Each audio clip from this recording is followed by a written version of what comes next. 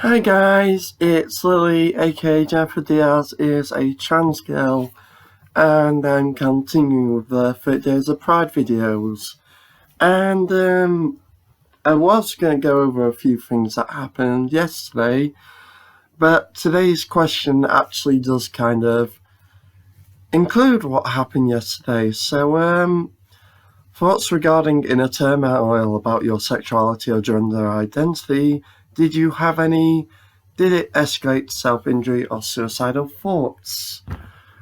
Um, well, the short answer is yes, I had inner turmoil, and yes, it did escalate to suicidal thoughts, but not so much self-injury. Then again, I did punch a lot of walls. That can be classified as self-injury. Anyway, I do apologise again. I'm still a bit down, a bit under the weather, and yeah. But yeah, so there's quite a few stories, but I'm going to go with two of the main ones. These are the worst ones I've experienced. One's as recent as yesterday, one is from a couple of years back. It's basically when I was younger and I got referred to Portbrook GIC.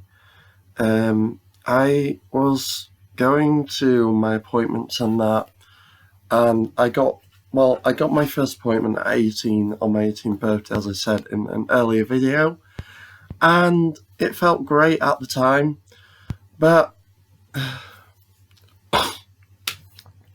Portbrook and a lot of the GICs in the UK are very good at gatekeeping, I find, and I spent a lot of time going to appointments answering the very same questions repeatedly, and some questions that made me very uncomfortable.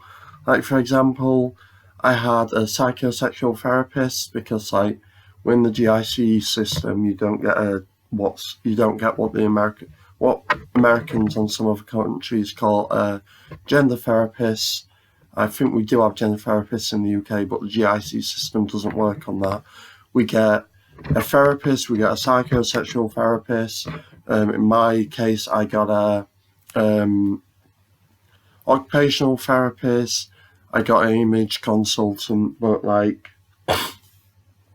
overall these people do work in the GIC, so they do specialise in the gender side of it, but like their specialism isn't towards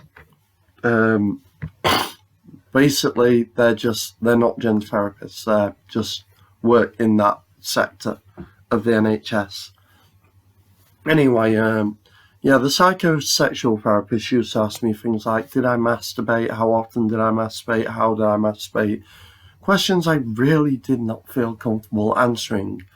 The way I see it, at the end of the day, this was back when my sex drive was really high due to testosterone.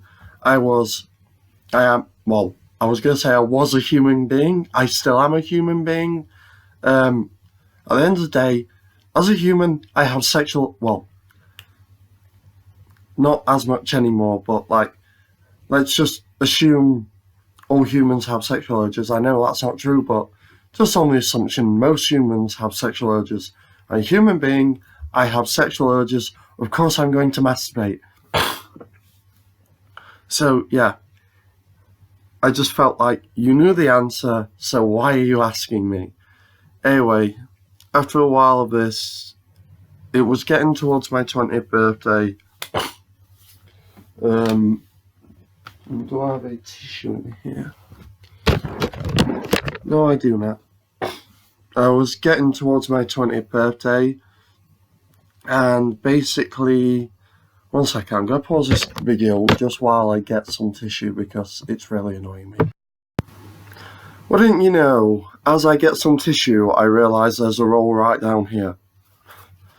Oh well, but yeah, it was getting towards my 20th birthday, and it was starting to look like I was never going to move forward with my transition, and I was starting to get really, really, really depressed. And I was so depressed that I didn't want to really talk to anyone about it. I used to be quite open about my feelings, but then I just started getting to the point where it was I felt like, what was the point? I didn't see myself having a future. I didn't see my life ever changing.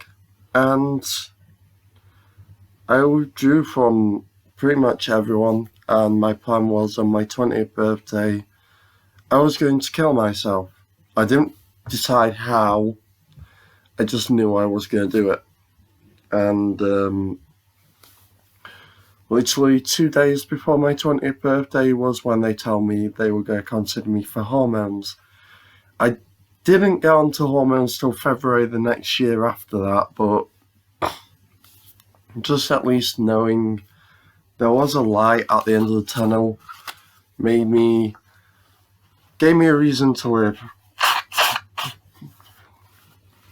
And so I backed out on my plans.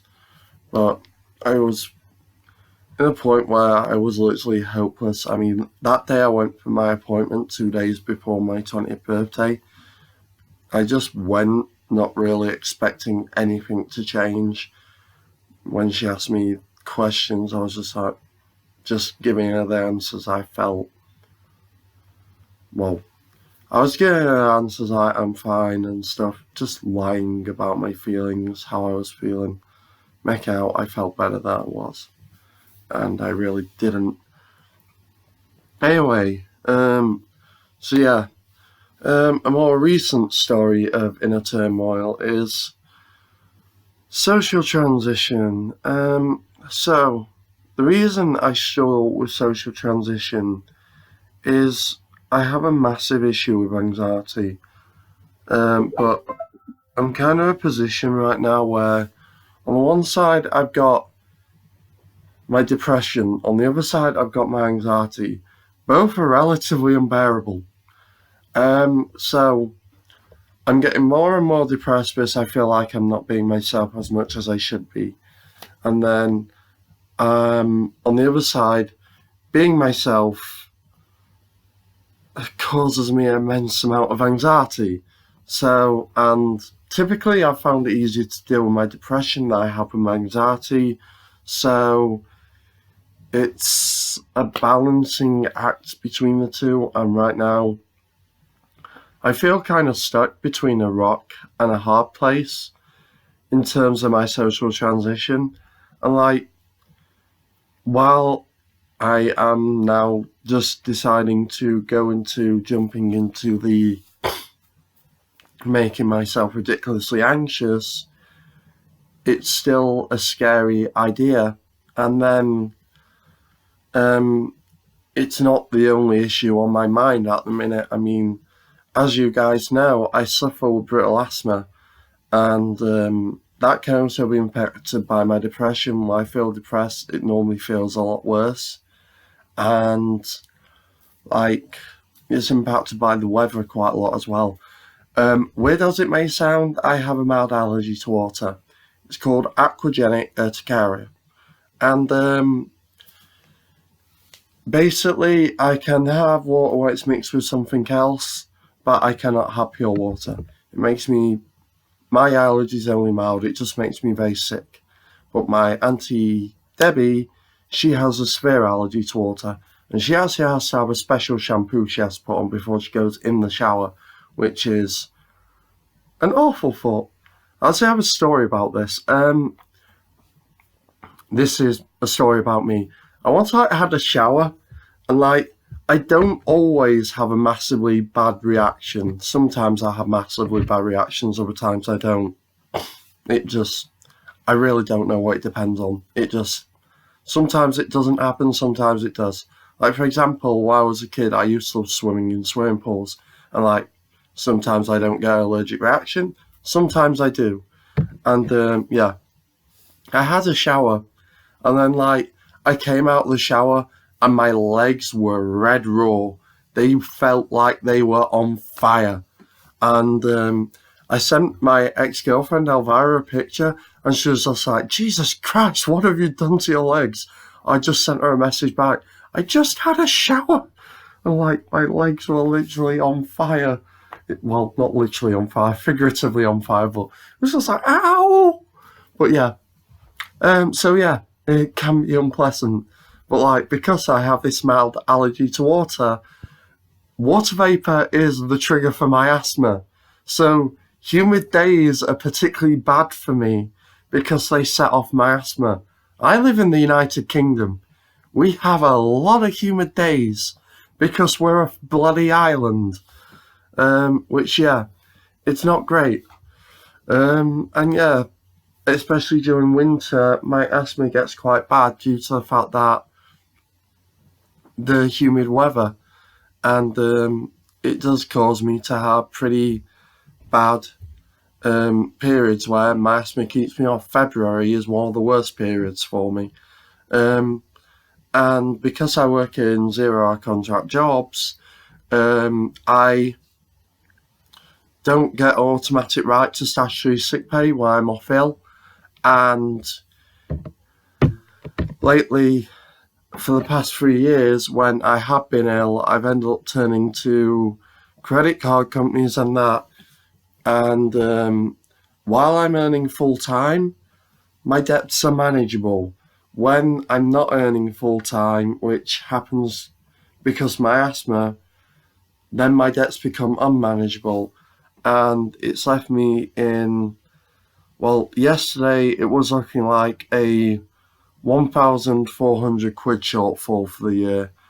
And I felt helpless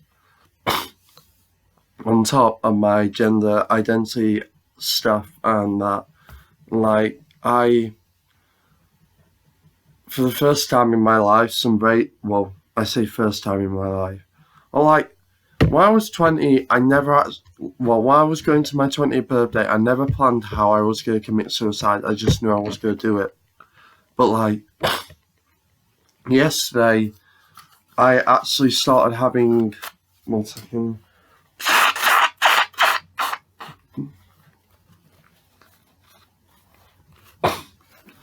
ideas entering my head on how I wanted to do it, which was a first for me, and that felt really, really scary. And I actually didn't withdraw this time like I did last time, though. So, fact is, I do want to live. I can see a future for myself now. So, I'm at the start of my career. My pay is likely to go up in time. I'm hoping not to forever be in 0-hour contract jobs. I am hoping by September I could secure an actual contract at a school of some sort. But at present, this is looking not unlikely, but at present, my mental health is still really not great, and that does impact me applying for jobs as well.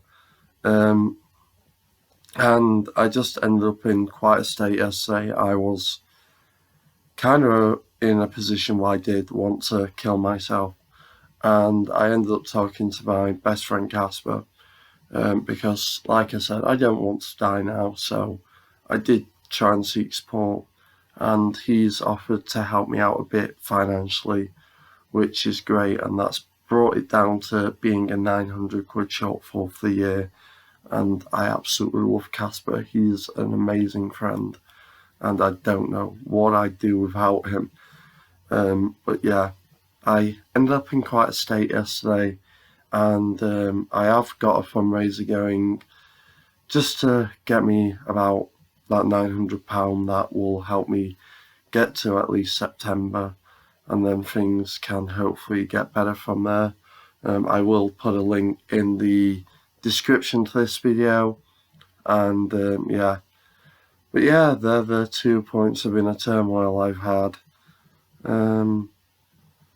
There's probably other parts, but for now, I'm still not in the greatest state, so enjoy the video, guys. I do apologise that I'm not my best at the minute.